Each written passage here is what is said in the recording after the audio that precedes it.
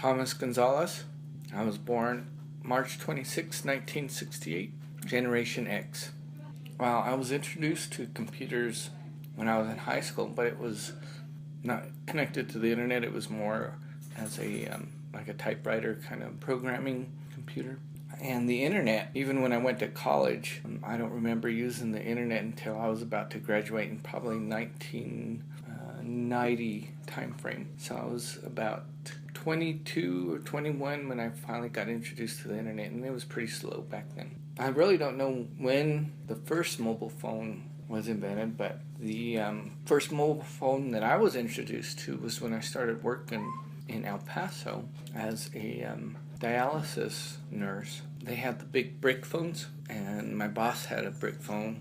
And then soon after, I had bought a big flip phone, and that was in about 96 that I probably was introduced to my first flip phone.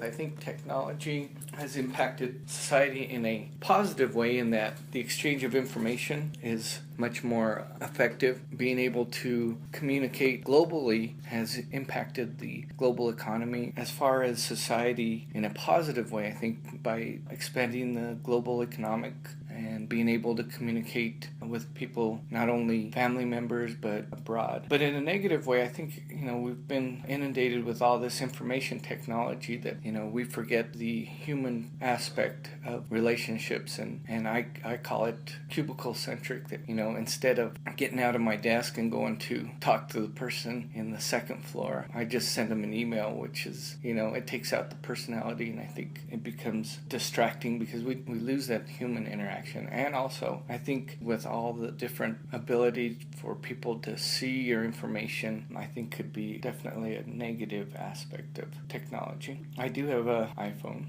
I have the iPhone 5S. Now that I'm doing the Army War College, I use it to look up different theories and different information. I don't use it every day for my everyday work. It does help with some of the day-to-day activity. I think social media is good when it's used in a positive way. And although we have the freedom of speech, I think sometimes it gets to be sometimes too much political. So I have Facebook, I have a little bit of Twitter, I have Instagram, and the one I use most often is probably Facebook.